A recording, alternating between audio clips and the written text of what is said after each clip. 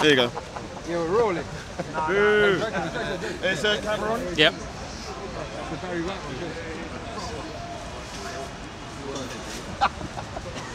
Get more in the centre.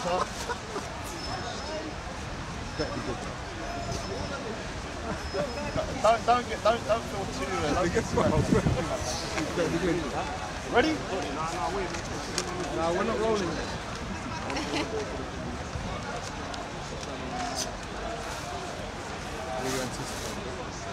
God knows. God only. What are we getting Asian here? Come over here, Sophia. Stand. No, it's your speech. Come over. The Asian. Just come over. Don't worry, come over because then it'll be balanced.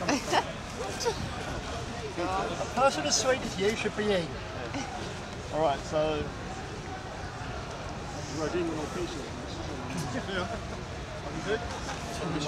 Hello. Have a piece of here. Yeah, hello mate, I'll speak to you in a bit. Yeah. Asian Steve. Yeah. Yes, yeah. I messaged her back. Oh, I need to speak to you anyway. Okay. Okay. Yeah. Okay, well, after this, yeah. Not on camera. Yeah, okay, that's fine.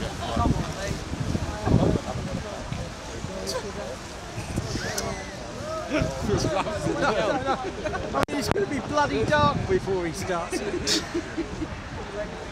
This is CLE, we have to wait for it. Okay, quiet on the set.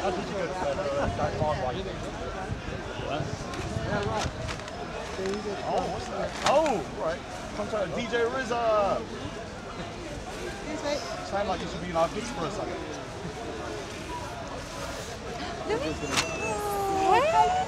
And is that live stream?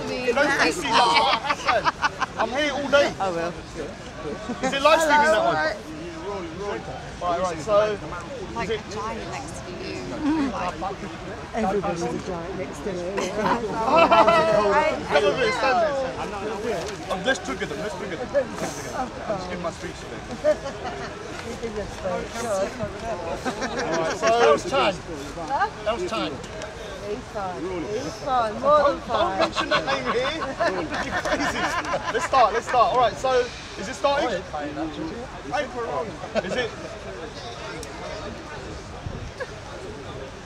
Come on. I ain't got it ready yet, bye. I know he really is. You're back. I'm back. Now we've got two people with irritating laughs. You and Banks. Not that irritating, though, is it? Not as bad as these though. So yours sounds quite cool. Oh, mine's better now, yeah?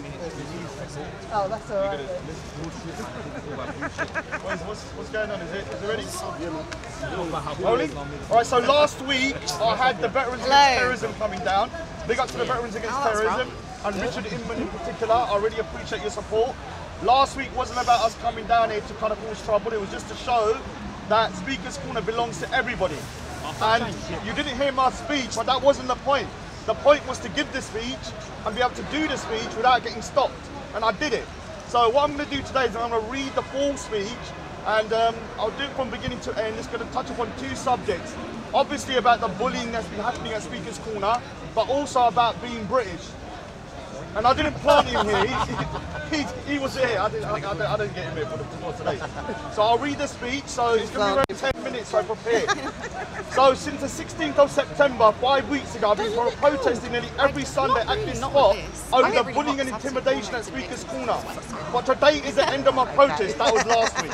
I would like to thank Richard Inman and the Veterans Against Terrorism for coming down and supporting me on that day. Before I go into my speech, I want to make it crystal clear that I am not representing the Sikh community, but myself. And although some of my fellow Sikhs disagree with me and how I convey my message, there are lots that do agree with me, especially on the issue of Asian Muslim grooming gangs.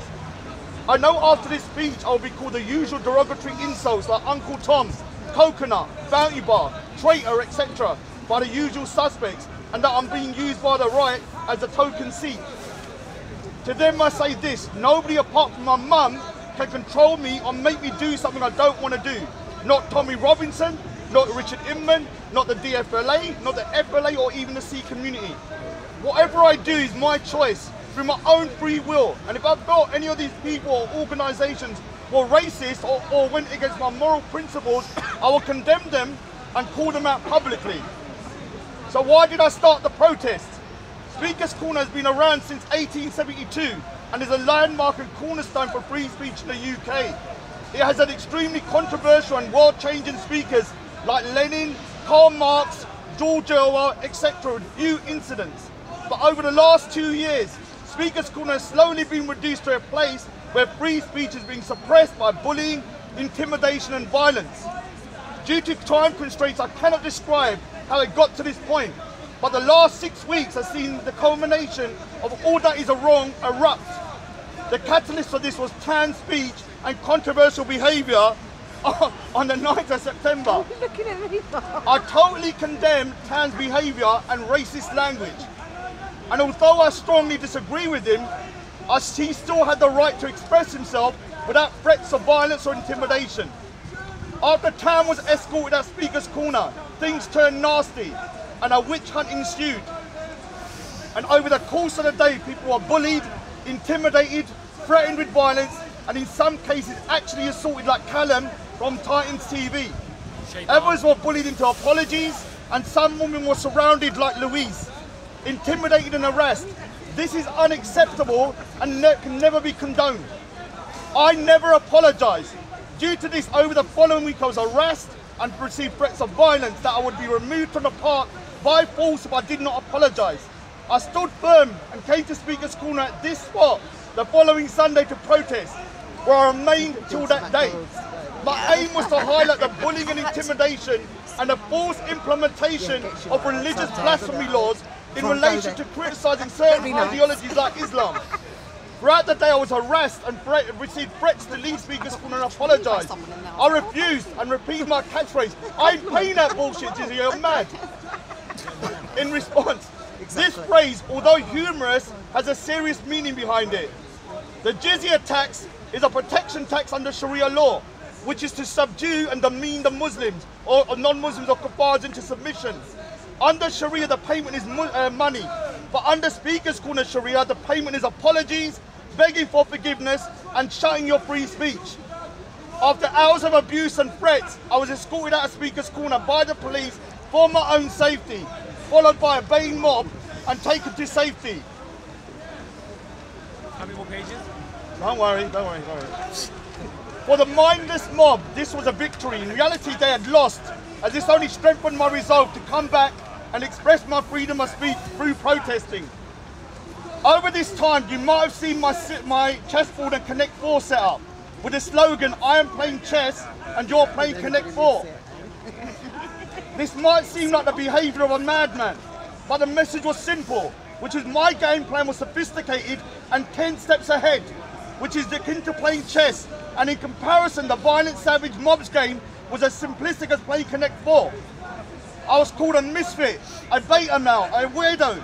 To those people I say I'm all of those, but guess what?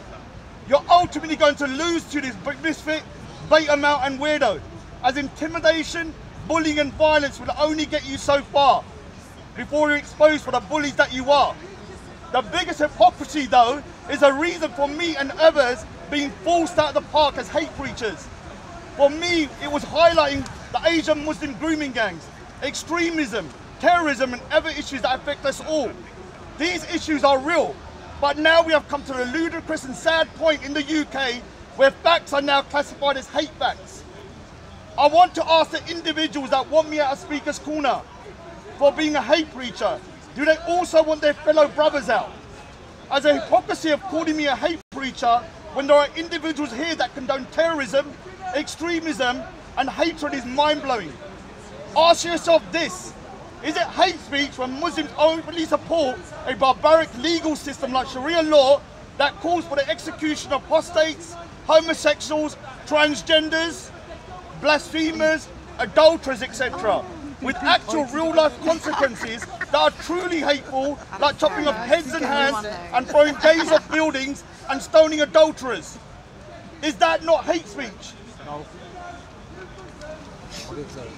Throughout the last year, I've had countless Muslims openly agree and justify this barbaric system, and others wanting to implement it in 21st century Britain. But I am condemned as a hate preacher for criticising and opposing it. Does that sound logical to you? But even though I condemn this practice, I will still defend your rights to express your views supporting it. This is the beauty of free speech, as it allows us to express our true feelings, and in doing so, we can expose and challenge the bad ideas and embrace the good ideas. And in my opinion, blasphemy laws and Sharia law is a motherload of bad ideas. The next part of my speech is about the future of the UK and multiculturalism. Over the last 25 years, I've seen the Asian community, which comprises many of Sikhs, Hindus and Muslims, start to go into a separate and very distinct direction. Although I condemn the history of the British colonial past, and especially slavery, I do classify myself as British. To be more precise, I'm British by nationality, Punjabi by ethnicity, and Sikh by faith. All three of these components have created the person I am here today. Take one component out and I will not be the same person you see standing here. The biggest issue that has arisen facing the UK and now in the future is integration. When I speak to the various communities in the UK and ask the question, are you British? The answer, depending on the community, varies drastically. For me, if you are a permanent UK resident, the answer should be a simple yes. The Sikh and Hindu community have on the whole embraced being British without losing their unique identity. But the sad truth is that to a lot of people from other immigrant backgrounds, this is either difficult to answer or is a categorical no. And this is going to be the most controversial part of my speech. And once again, I do not speak for the Sikh community. I speak for myself. But the Asian, Sikh and Hindu community on a whole have been successful immigrants to the UK and are excelling in all areas. This cannot be said for the Asian Muslim community, which is why I personally feel the umbrella term Asian community is outdated and should not be used, as it lumps the different communities together who now have very different outlooks and goals in the UK. And although I do not have kids, but I do have nephews and nieces who I love and care for and want the best for in the future. In order for that to happen, the UK needs to be unified, and we need to accept we are British while still keeping and embracing our unique cultures and faiths too. And to any racists and bigots out there that say we can't be British, I say shut up, as I'm a British Sikh and you cannot do anything about it. If you keep on telling someone they can't be British because of the colour of their skin, then all you would do is feed into the division and alienate them and make them hate the UK more. I will try and end on a positive note, which is that the majority of Asian Muslims just want to work, look after their families and enjoy life. And a lot would consider themselves British, including an ex-soldier who goes to Speaker's Corner and served in the UK military, which a lot of people haven't. But due to the extremists within their community, expressing their loyalty to the UK can be problematic and even dangerous. But these are the people that we need to build bridges with and support. Before I end, I want to mention that Tommy Robinson has had his court case on the 23rd. And so big up to Tommy Robinson. It's been, what has it been? It's been, I think it's going to be re-adjourned for another day. So, and I also want to give my support to Soldier X for his bravery in speaking out against the stupidity of the UK Army. And after all the speeches are over, obviously this is the only one, I recommend going around Speaker's Corner and talking to each other and to put aside your own prejudices about each other. As the only way to move forward is to talk openly, which is why Speaker's Corner and free speech is so crucial to the UK. So that's it. Well done. Thank you very much. My friend as well. And that's from a white man. So, see you later. Yeah, I know. We can shake you Wow. by the hand. Yeah, we can do that. Oh yeah. I was supposed to We're do allowed. that. I don't shake it with that. Oh, you done it now? Yay. That was it. I'm going to be moving about now. I've done my bit. And the turn around, that's Mohin Khan here. The guy that loves Jedi's big back clock. He called me a raghead earlier. He called me a raghead, I got it on camera. He said he wants to fight me. So when the police come over, we might get him removed. This guy's a troll. Who's the coward now turning his back? This is when internet trolling goes wrong. The biggest biggest powerful internet troll is anonymity. But I know who he is. It's you. So you've lost your internet trolling. He called me a raghead. I will be putting that online. Such a coward, bro. So Mohin Khan's finally been exposed. Well done. Alright, so that's pretty much it. I'm going to be walking about now. So, yeah. Oh, thanks. It just went on Facebook Live as well. Oh, thanks. Appreciate it.